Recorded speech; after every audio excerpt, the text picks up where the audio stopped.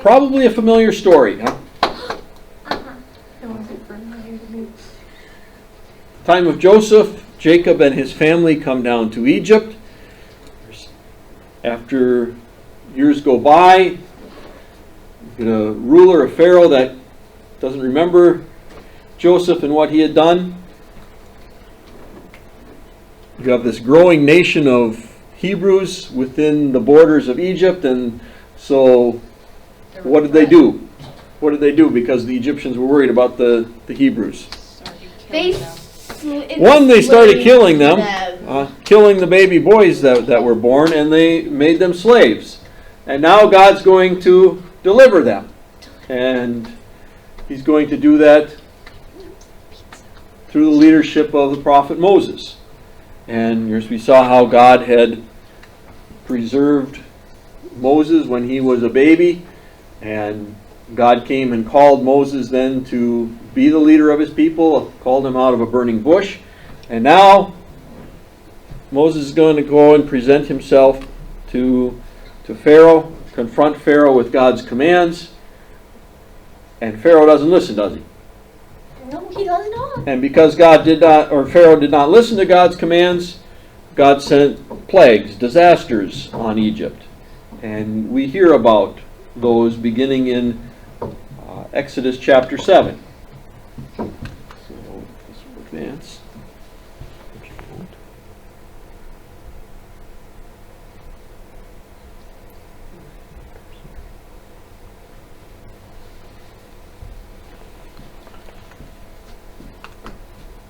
What was the first plague that God sent against Egypt, Kaylin? He turned the Nile River's water into blood. Turned all the water in Egypt into blood. So I'll ask you the next question. what could Pharaoh's magicians do? Nothing.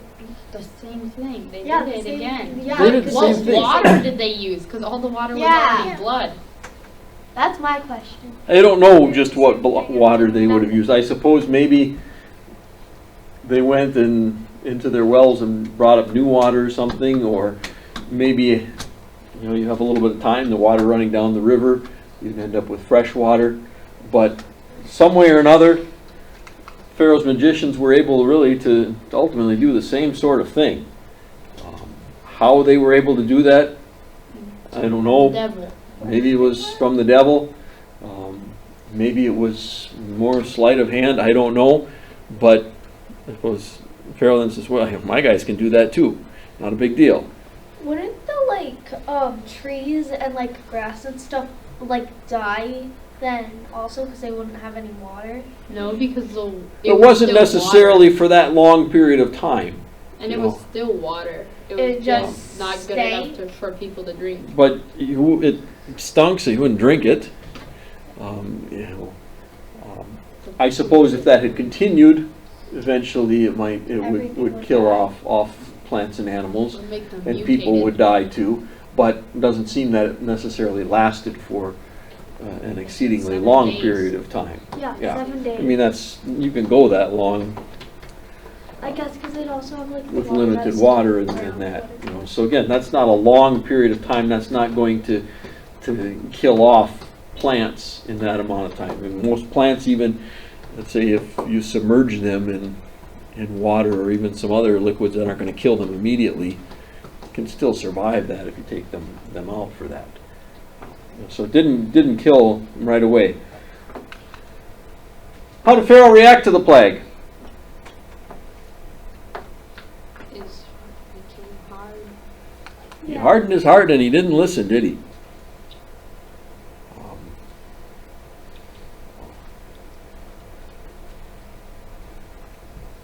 So God sends another plague. What was the second plague? Frogs. Frogs. Frogs. Covered the land with frogs. They're everywhere. Everywhere. Imagine going to your bedroom and open up the closet and you got frogs jumping out. What the heck? That'd be weird. That scared me. My Or you closet go was to, shut. to I just started screaming. When you lay down, there's a frog in your pillow. Frog in your pillow, frogs in your bed, frogs everywhere you go.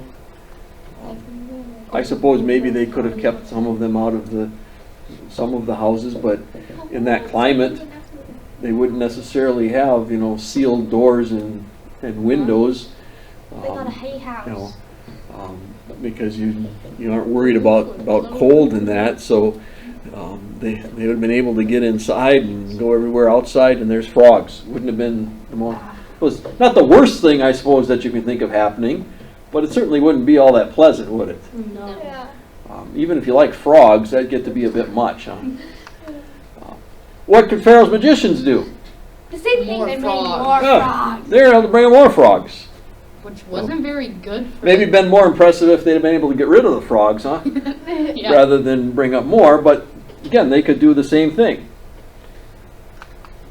How did Pharaoh react to this plague?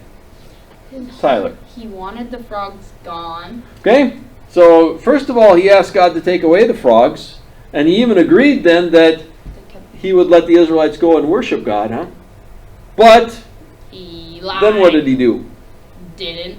Then he didn't. Then he hardened his heart again and didn't. So he asked God to take them away, but once they're gone, well, now we aren't going to let the Israelites go. So God sends a third plague. What's the third one? Olivia. Gnats. Gnats. So out of the dust, imagine you walk along and you kick up a little dust, and again, that's a deserty area, much of that once you get away. And you got all these gnats flying around, huh? Think of how annoying it is in the summertime when maybe we have a lot of gnats in places. Usually you can go and get away from them, huh? But if they're covering the whole land, Were they even covering the area where the Wait. Israelites were right now? If you had some dust in your closet, there's Cause- going to turn gnats. Because at this point, it didn't say anything about not. yeah, the early plagues, it doesn't say anything about them. Later on it talks about them not affecting the Israelites, right? Yeah. And the Israelites were kind of in one specific area of Egypt. So whether these affected the Israelites or not, it seems almost as though maybe they did too. In this case, though, what could Pharaoh's magicians do? They Okay. couldn't do it. They couldn't do it. They couldn't copy it.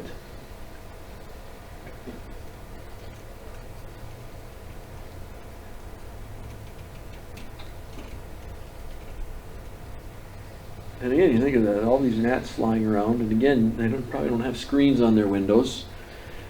So they're in your house. They have probably wide open windows. Yeah, probably in most cases, at least wide open windows. And, I suppose maybe some of the people with a little more wealth had some netting or something they could drape up over their beds or something to kind of keep them out at night. But otherwise, imagine how hard that'd be to sleep too, with gnats constantly crawling on you and in your face and that. Again, not very pleasant. Maybe not, again, the worst thing to happen, but certainly not very pleasant. How did Pharaoh react to this plague? He didn't. He had a hard heart. Yeah, once again, he doesn't listen. Hardens his heart. You said that God was hardening his heart later. Later on, we'll get to that. A little bit. Tyler. So Pharaoh still doesn't listen. God sends a fourth plague. What's the fourth plague? Lying. Flies now. Flies. Wait, if there were so many flies, do you think you could ride on flies? I don't think so. They weren't like attached to each other. And I suppose if you think of, gnats are annoying, huh? Yes. Flies get even more annoying because They're just bigger gnats. they're bigger, but they also tend to bite more, don't they? So these were What kind? horse flies? Yeah, what They- kind of flies are these? Well, we aren't told what kind, but very possibly, again, they're Gladly bigger, they're more annoying, they're more likely to bite than gnats necessarily are. So they're like a Who was affected by the plague? Now here we do see a distinction. All of the Egyptians. The Egyptians were, but who was not? Everybody in Ghana. In Goshen, The Israelites. which is where the Israelites Yeah. lived. So What if there was Egyptians in Goshen? I suppose they weren't affected then, because it wasn't affected. People in Goshen weren't affected by that. I thought they just said But- the Israelites were but- affected.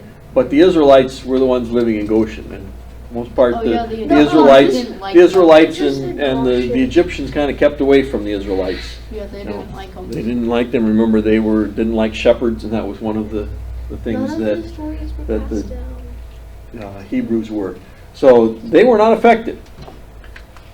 How did Pharaoh react to this plague? He lied to Initially, what did he agree to do?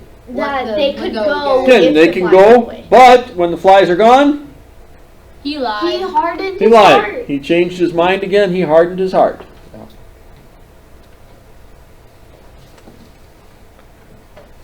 And so once again, he doesn't listen, and God sends another plague. What's the fifth plague then? All the Egyptian livestock died. Yeah, but not the Israelites. The livestock in Egypt died. But not the Israelites.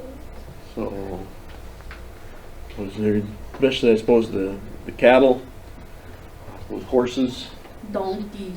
donkeys, they probably didn't, the Egyptians themselves wouldn't necessarily have had great numbers of sheep, at least certainly not in the same way that the Jews would have.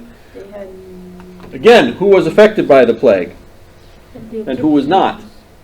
The Egyptians, but not the Israelites. Yeah, it affected the Egyptians, but the Israelites, animals, they were fine. Not a single animal died. How did Pharaoh react to the plague? Heart was unyielding. Again, he hardened his heart. And in this case, we're even told, he investigated to see if the Israelites' animals had died. And he found not one dead. Fine. That should say something to him, shouldn't it, huh? You'd think maybe but at this point Pharaoh would be getting the point, and maybe that he would listen to the Lord and listen to Moses. But he doesn't. He hardens his heart again. Kaylin. How old do you think this Pharaoh was? I don't know He was just one of how old Moses' he was. uncles. who So. was one of Why are Moses's. they- Oh right, yeah. Wait, Why it are could they even so be- mean to him then? But that doesn't necessarily mean he was even as old as But if Yeah, Moses As was Moses. But it's 80. been like Moses was 50. 80, but this could be. He could be like Oh, a He younger could uncle. he could be younger, I guess. because Pharaoh probably had more than one wife, Yeah. and probably had other wives as the years went on. That was often the case with those rulers, especially with some of those powerful nations.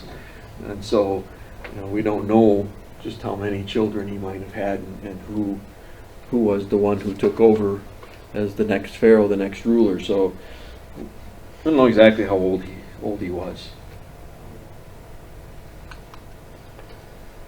God sends the sixth plague then. What's the sixth plague? Boils. Boils What is that? on the people and animals. Because me and Tyler didn't know. So we just You know what hives are? Yes. Yeah? I suppose boils would be something like that, where you get Rashes. these rashes, and maybe, I suppose boils would be maybe a really bad case of those things where I suppose your skin just kind of boils up and you get, pus and that underneath the skin and that, and I suppose can be painful. It says that his then you- Pharaoh's magicians couldn't move. Yeah, it starts to, and a lot of times there maybe itches, and then maybe as that pus and that breaks, and you get scabs in that, and if it's covering your whole body, you're going to be pretty miserable. You're not going to be able to move much and want to do anything. Wait, it's peeling your, Or if you get a blister,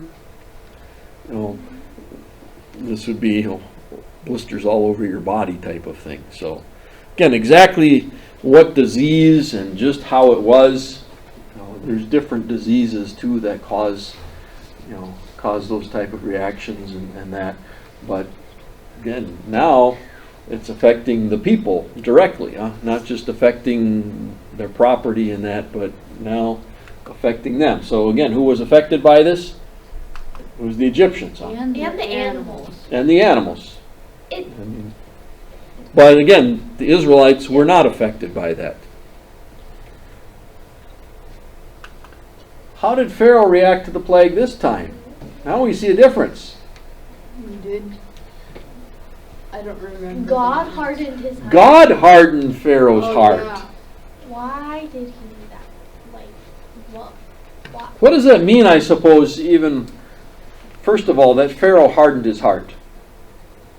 Like, he didn't want to listen. He didn't want to listen to God, did he? I mean, it's unbelief on Pharaoh's part, and he says, I'm not going to listen to God. I'm not going to do what God says. Now God is really saying to Pharaoh, your time to come to believe in me, to follow my direction, to my will, is done.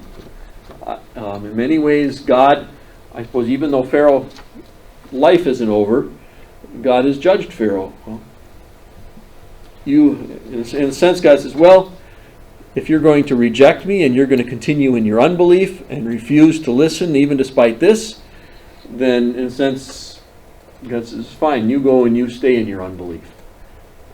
God has rejected Pharaoh at this point. And so really, I suppose there's no more hope for Pharaoh himself at this point, because God has really in many ways judged him. God being cruel? No. No. He gave Pharaoh an awful lot of chance up to this point already, didn't he? Mm-hmm. More than I suppose Five. maybe for most even, huh? He sent, well, and I suppose you could even go back to the signs that Moses was able to perform with the staff and his leprous hand So 8? and that. So there were other signs too there that he had. And so,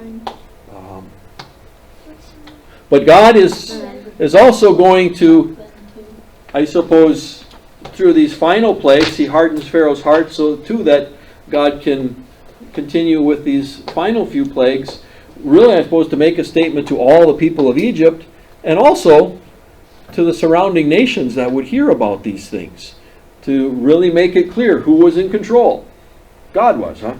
And God was doing this to deliver his people and to really show who the true God is. So God hardened Pharaoh's heart. And then sends another plague. 7th plague. What's the 7th plague, Lucas?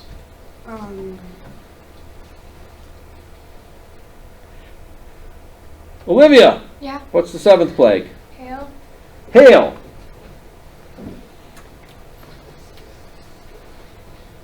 Killed everything outside. So, we probably don't usually get great big hail.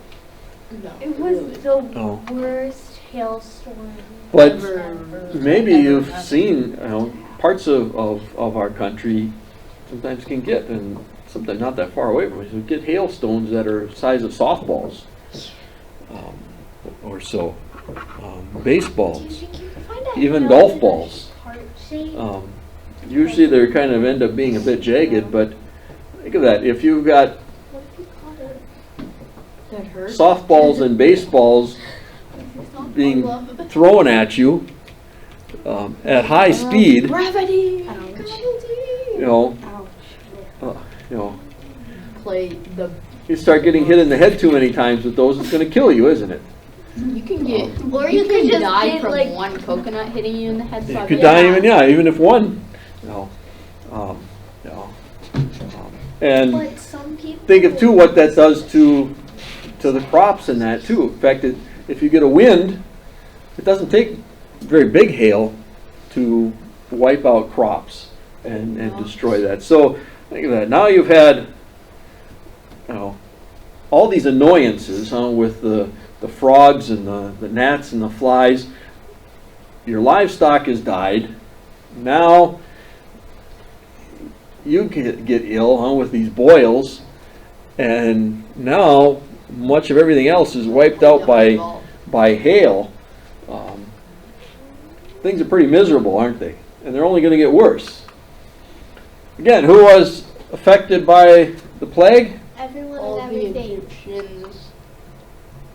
Except Yeah, except the Israelites and The Egyptians who the Egyptians who listened I forgot to the about warning. Yeah. So again, in this case, Moses warned this was going to come. God gave a little warning.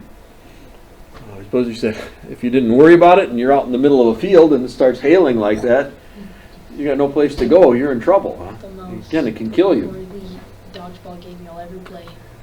How did Pharaoh react to the plague? He lied to Moses again.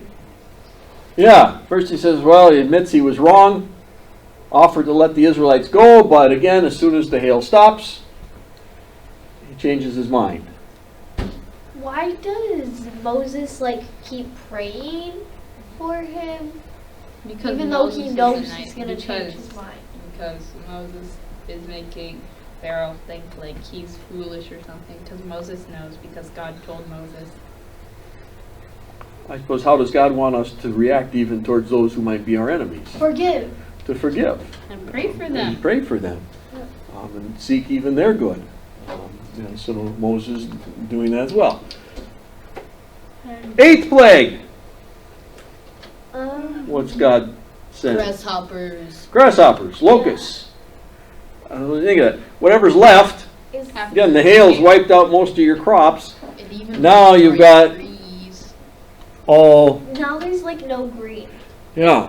In fact, if you've seen pictures There is of locust swarms, they still happen from time to time in Africa. Or if you think of the grasshoppers and that affected the western U.S. during the Great Depression and the Dust Bowl days, they just cover everything, and they eat everything. In fact, if there's nothing green, they'll eat wooden fence posts and things of that nature. Are they like goats?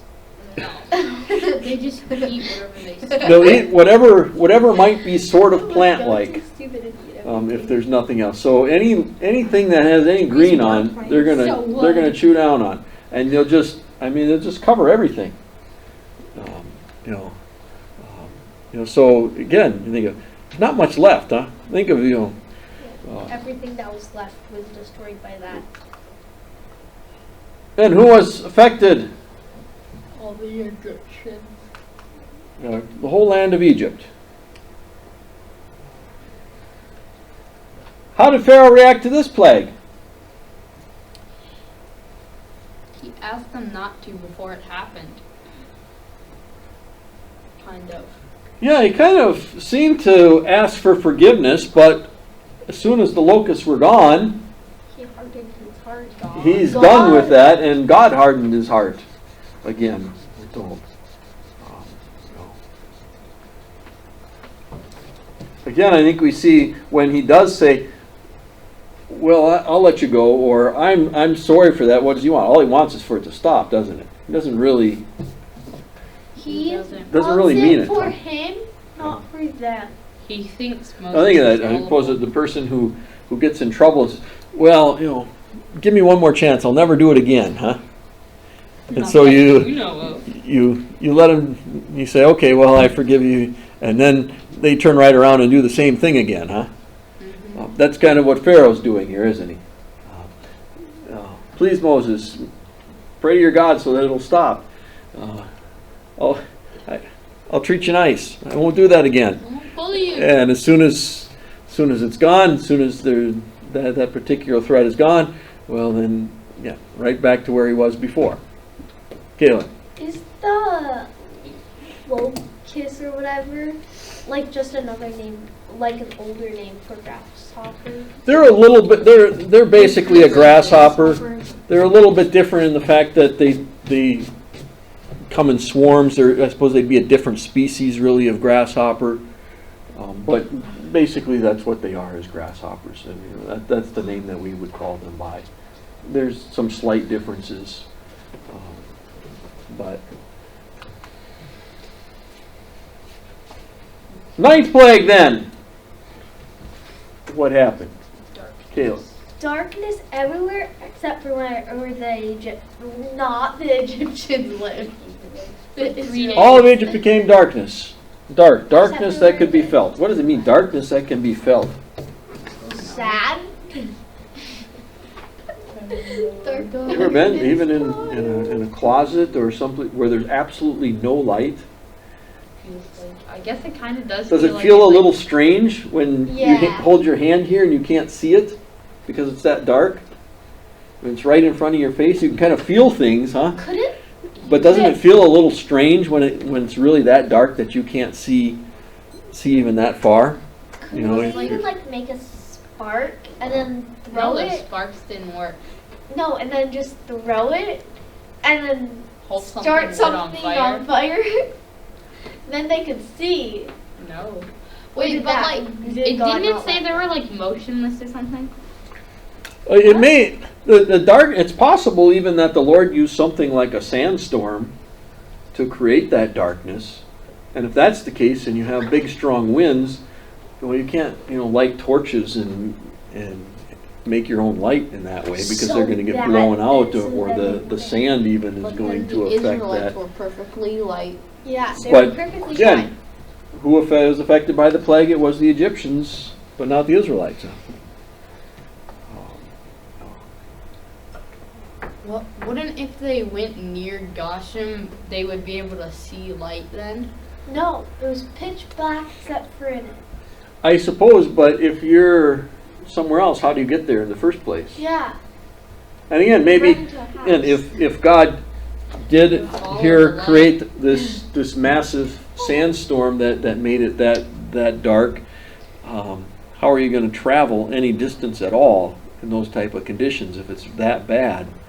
You can't, but even if it's just some supernatural darkness that God created, again, how are you going to get to where it's going to be light, even if you recognize that there's light off way in the distance? How are you gonna get there? How are you going to get there when you can't You're gonna really run see? into a garage. Yeah, Caleb. Unless Again, in either case, Caleb know, ran into a garage when it was bright out. I suppose too, this certainly is something supernatural and special that God's doing, because one, if it's dark here that I can feel and there's light off in the distance, well then it's not going to be completely dark here, is it? I'm still going to have a little bit of that. Or even if, again, God's using something like a sandstorm to create that, usually a sandstorm doesn't, it's not like, here's this really bad sandstorm that's completely blocking out the sun and making it impossible for me to see anything. Oh, and then I take a step over here and now it's light and there's no storm. That doesn't happen either, does it? You might get to a place where it's not quite as bad and then you start to get a little bit of light and a little less problem. But here you go from where the Israelites are in Goshen to where the Israelites are, and you go from light to dark. So certainly, regardless of how God did it, He created that darkness. This was a miracle. And again, to show that God is the one who is in control, that He's coming to deliver His people. And again, how does Pharaoh react? He was gonna kill Moses this time. He was. Yeah, he said so. Yeah, so again, God hardened Pharaoh's heart, and now He says, I don't ever want to see you again, Moses. Oh, yeah. If I do, I kill you. If I do, I'm going to kill you. You had He enough, says, huh? Let it be then.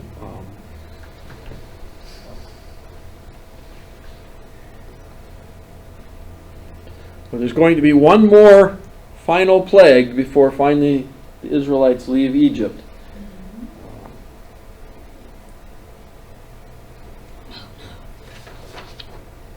What happened if an Israelite didn't hear the message?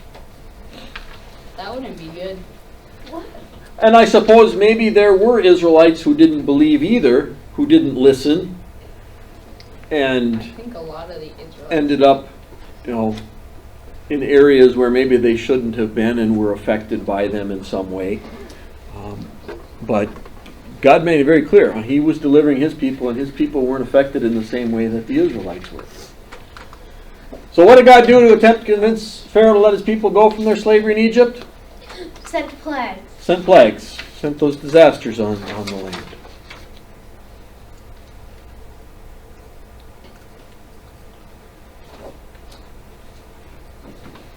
just realized their timeline moved. You just. Yeah. When did our timeline move on the lessons? Our timeline moved a couple lessons It ago. moves a little bit just about every lesson, but It does. especially as we get to the last couple, it's moved because we had those 400 years from Joseph to Moses. Hey, what did Pharaoh do to his heart after each plague? Hardened it. Hardened it. Wouldn't listen to God.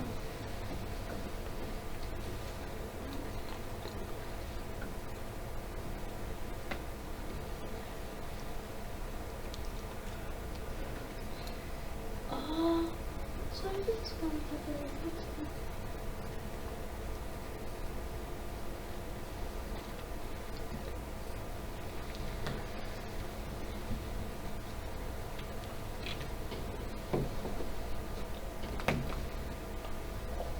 What did God eventually do to Pharaoh's heart? He Hardened it. Eventually he hardened it. He hadn't put Pharaoh beyond any hope here, really. I could say Pharaoh was judged even though his life hadn't yet come to an end here on earth. God had pronounced judgment on Pharaoh, and there was no longer any hope for him.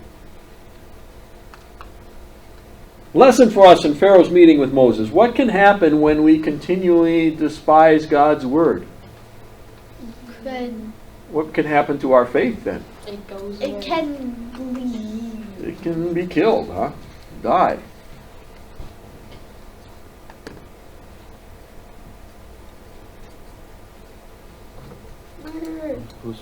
There's a danger in simply drifting away from God's word, but if we actually reject and despise that word, well, that's even worse. Homework.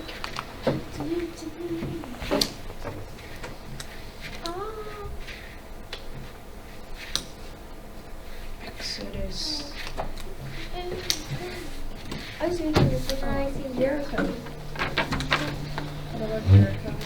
The fall of Jericho. Wait, that's cool. It tells you where it's at. It's done that the whole So God still had one more plague that he was going to send on the people of Egypt, on the Egyptian nation, that would ultimately be, I suppose, so terrible that the Egyptians would really be desperate to get the Israelites to leave. And with that final plague, God also is pointing his people ahead to a greater deliverance, the deliverance from sin, and pointing them ahead to the Savior. So let's turn to Exodus chapter 11.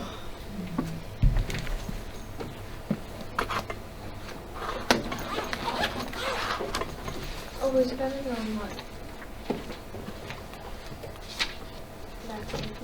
Exodus. Okay, I'm there. Tyler, would you start reading there? Verse 1. Now the Lord had said to Moses, I will bring one more plague on Pharaoh and on Egypt. After that he will let you go from here, and when he does, he will drive you out completely. Tell the people that men and women alike are to ask their neighbors for articles of silver and gold. The Lord made the Egyptians favorably disposed towards the people, and Moses himself was highly regarded in Egypt by Pharaoh's officials and by the people. So Moses said, This is what the Lord says. About midnight I will go through Egypt. Every firstborn son in Egypt will die, from the firstborn son of Pharaoh who sits on the throne to the firstborn son of the female slave who is at her handmill, and all the firstborns of cattle as well. There will be loud wailing throughout Egypt, worse than there has ever been or ever will be again. But among the Israelites, not a dog will bark or any person or animal. Then you will know that the Lord makes a distinction between Egypt and Israel. all these officials of yours will come to me, bowing down before me, saying, Go you and all the people who follow you. After that I will leave." Then Moses, hot with anger, left Pharaoh. The Lord had said to Moses, "Pharaoh will refuse to listen to you, so that my wonder may be multiplied in Egypt." Moses and Aaron performed all these wonders before Pharaoh, but the Lord hardened Pharaoh's heart, and he would not let the Israelites go out of his country. Okay, so God now is going to bring this disastrous final plague, and make it be so bad that they're going to say, "Get out of here." Huh? Not just, "Yeah, you can go, but we want you to get out of here, and here, take our silver and gold. That's what it takes. Get out of here." Huh? Because they don't want any more of these disasters to come on them. So what would the Egyptians do to help the Israelites as they left? Give them silver and gold. Give them silver and gold.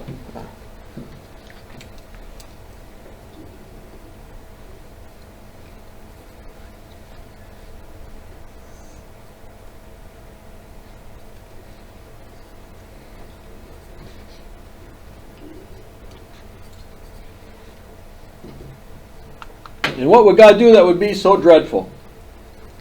Kill every firstborn. Yeah.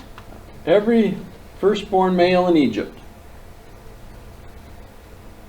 both people and animals.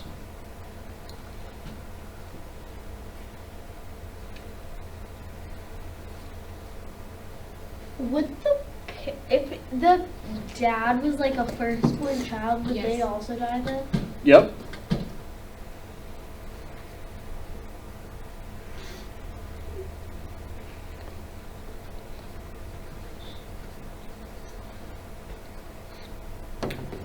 So in some way or another, every single family is going to be affected, aren't they?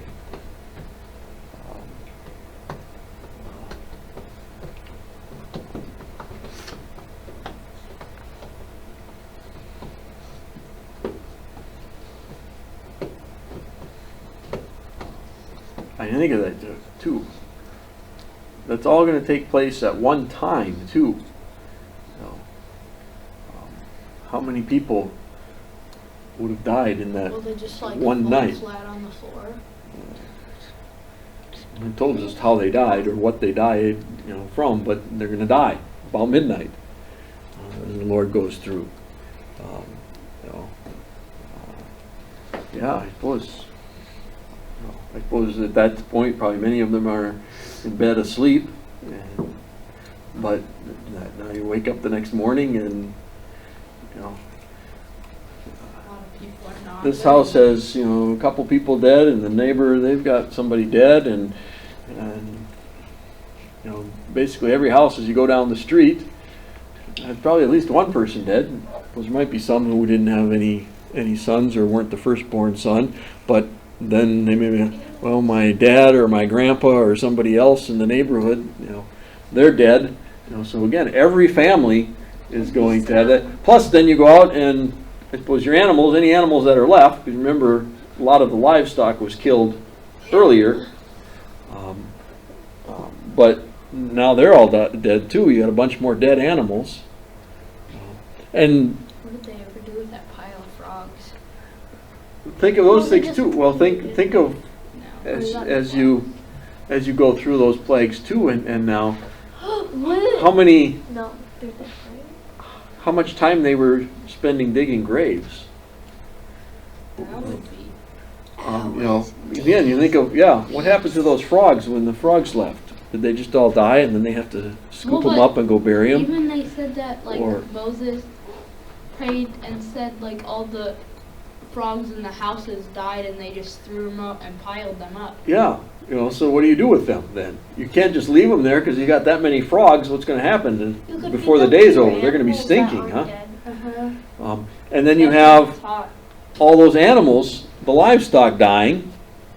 Well, if I got a bunch of cows back out behind my house that are dead, can't leave them there because that's going to, again, they're going to rot and stink. And then how many people and how many animals died when the hail came. And so, And those people would be bruised and ugly. yeah, and so now you're having to take care of all these things, in addition to the fact that Couldn't you eat the dead animals? Well, depends. I suppose if you went and butchered them right away as quick as you could, But think if it's hot but out, they don't have any refrigeration, Uh, so what are you going to do with a whole bunch of animals? a ton of cow. You know, Sacrifice. you can only Or eat so Egyptian. much. Burnt yeah. sacrifice. You know. Because they should start believing. So again, even for those who are alive, it's pretty miserable, huh, to go through those things. I think they got the unlucky Do you think end. they'd suffer?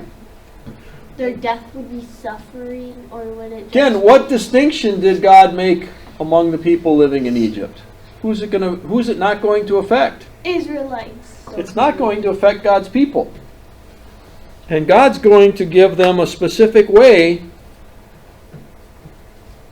to escape from this plague that again is going to point them ahead to the death of Jesus on the cross and the greater deliverance from sin and eternal death. And we're going to hear about that then in chapter 12. So Kaylin, start reading chapter 12. The Lord said to Moses and Aaron in Egypt, "This month is to be for you the first month of 4 years. Of your year. Of your year. Tell your whole community of Israel that on the 10th day of this month each man should take a lamb for his family, one for each household. If any household is too small for a lamb, they must share with their nearest neighbor. Then, having taken into account the number of people there are, you are to determine the amount of lamb needed in accordance with each person. The animal you choose must be year-old males without defect, and you may take them from the sheep or or the goats. Take care of them until the 14th day of the month. Then, when all the members of the community of Israel must slaughter them at twilight, then they are to take some of the blood and put it on the side and the top of their door frames of the house is where you eat the lambs. That same night they are to eat the meat roasted over a fire, along with bitter herbs and bread made without yeast. Do not eat the meat raw or boiled in water, but roasted over a fire. With the head, legs, and internal organs, do not leave any of it till morning. If some is left till morning, you must burn it. This is how you are to eat it. With your cloak tucked into your belt, your sandals on your feet, and your staff in your hand. Eat it in Haste. Eat it in haste. It is the Lord's Passover. Okay, let's pause there. So, what were the Israelites to do? Describe what they were to do. To take a 1-year-old male lamb. Okay. without defect, Take a year-old male lamb without defect, roast it on the fire, roast it on the fire and eat it. No, you have to chop on its head. What are they supposed to do with the blood? put it Put it on on the the Take top the blood and the and you're side. supposed to smear it on the tops and the sides of the door there of your house. And as they eat it, how are they supposed to eat it as well? Ready to leave. Ready to leave. Staff in their hand, the sandal on their So you're not there in your pajamas, casually eating this, but now we're ready so that we can leave. And I suppose a couple other things there to eat along with it. Bitter herbs. Bitter herbs, yeah. I And suppose bread without yeast. bitter herbs, bitter plants, and that. Why a bitterness? Because What would that picture? bitter sin. I suppose the bitterness of their slavery in Egypt would be part of the picture there. And bread made without yeast, unleavened bread. Why unleavened bread? What? Why without any yeast? Because When you make bread, what do you have to do if you're going to use yeast? Have it rise. You have to wait a little. You have to wait for it, don't you? Yeah. You make the bread and you get the dough, and then it has to takes a while to rise. Well, they don't have time, do they?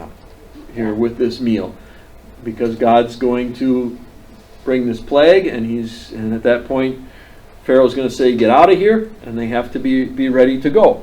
So it's unleavened bread. Bible also uses that picture then of yeast or leaven as a picture for sin, so they're supposed to get rid of that. But here they were to be ready to go. So as far as with the lamb, they were to kill a lamb that is flawless, without any defect, a year old. They're to roast it and eat it, A male and they're to paint the tops and sides of the door frame with its blood. You forgot to It put could be- male on there. It has to be a male. Yes. Well, you can add that then. Oh, it's so good.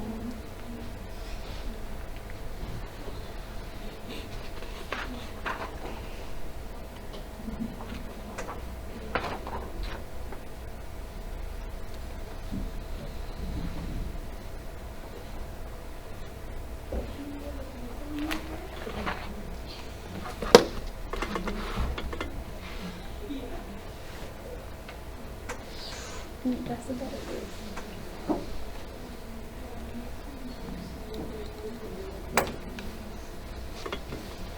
Who boils meat, by the way?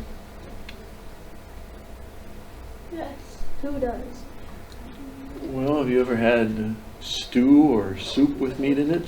But you normally cook it beforehand, don't you? Usually you cook it a little bit beforehand, yeah. Or if you put even meat into, if you have meat in like a crock pot with gravy, that's basically you're boiling it.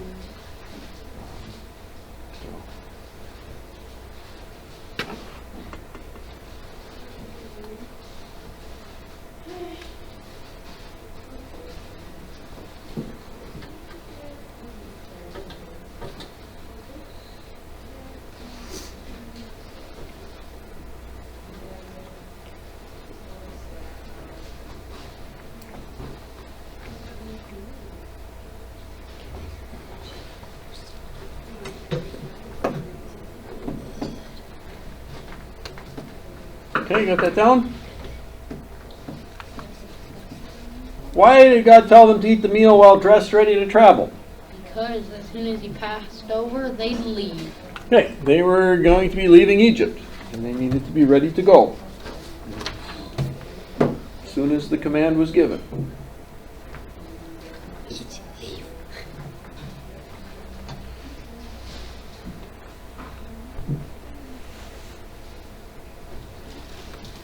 Wait, Moses didn't tell Pharaoh this plague, right? Otherwise, he'd die.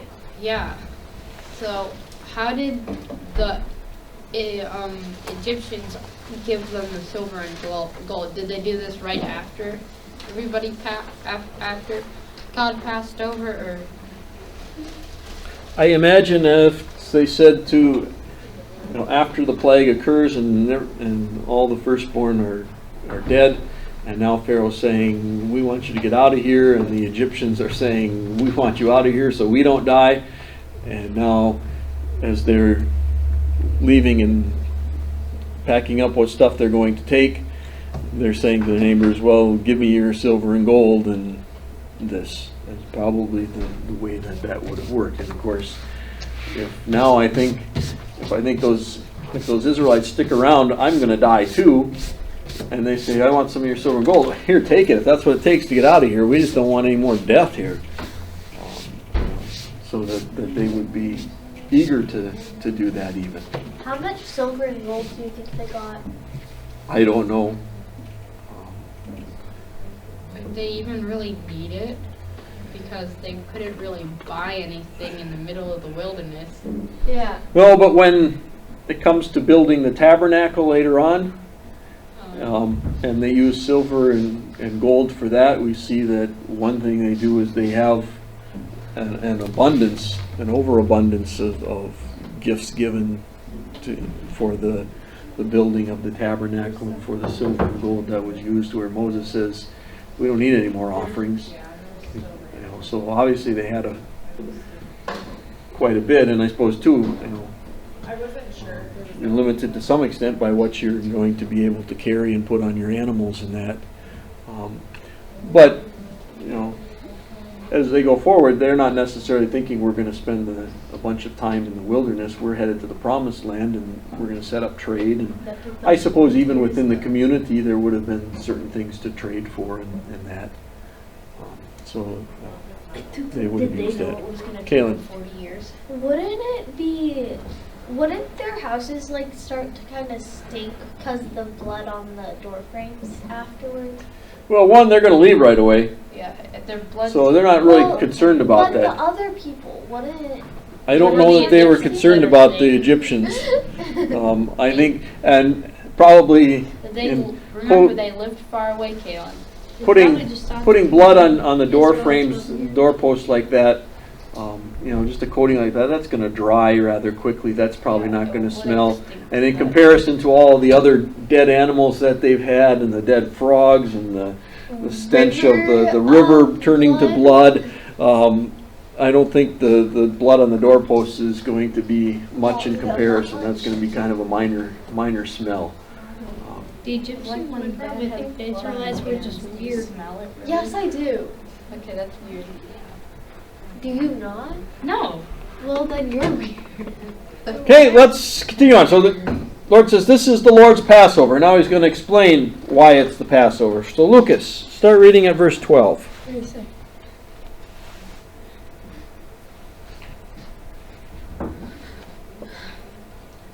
Verse 12. He's writing something down quick.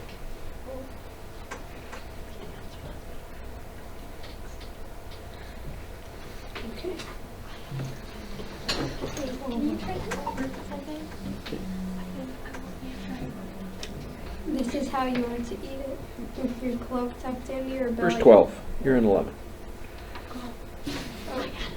On the same night that I will pass through Egypt and strike down every firstborn of both people and animals. I will bring judgment on all the gods of Egypt. I am the Lord. Blood will be a sign for you on the houses where you are. And when I see the blood, I will pass over you. No destructive plague will touch you when I strike Egypt. Okay, so what would the blood on the door frames of the houses of the Israelites do for the people living there? Protect them. In a sense, protect them, huh? God would see the blood and pass over their home so that no one would die there. Pass over. So that's where the Passover comes from, huh? So we think of, here's the angel of death, here's God coming to strike down the firstborn. Now he sees that this house listened to his commands, has slaughtered that lamb and put the blood on his posts. He passed over that house, goes on to the next one. If that one doesn't have the blood there, well, the firstborn's dead. Goes on to the next one. Well, passes over those houses that followed the Lord's direction here. What if Lucas. the family didn't have sheep so they couldn't slaughter it? Remember, he said, Well, remember, he share said with it- your neighbor. Share with your neighbor, yeah. So within that Israelite community, there would have been ways for them to get one if they themselves were so poor and their situation was so bad they didn't have one themselves. Their neighbors would help them out, and they were to work together for that. Would God just like bring a group of a whole bunch of like sheep like that fit that description, or would they have to go like looking for it? Well, they would have been raising sheep. So Remember, And they separate they the were males and the shepherds. females. That was How one do of. they know point. it's not infected because of all the like gnats and Because bugs. it's walking perfectly fine. Well, they would That have looked, doesn't and mean they it's would have not seen that. infected. Well, they would have looked. If it doesn't look like it has any defects, that's a good one. What he's saying is, don't go take your crippled one They can Yeah. barely stand. that can barely walk. That when you leave Egypt, you might not be able to take with anyway because it might not be strong enough to make it. Don't take that one and kill it, but take a good one, because part of this is also, I suppose, in a sense, isn't it? Even though you're eating it, part of it is a sacrifice to God, isn't it? Uh-huh. And again, it's picturing who? Jesus, the perfect Lamb of God. But Jesus wasn't a year old when he died. No, but he He's was, saying I He suppose, was you're young saying and healthy. young and healthy, yeah. Sheep don't live to be 60, 70, 80 years old. So, a year-old sheep is a young, healthy, but you're getting to adulthood already in a year-old sheep.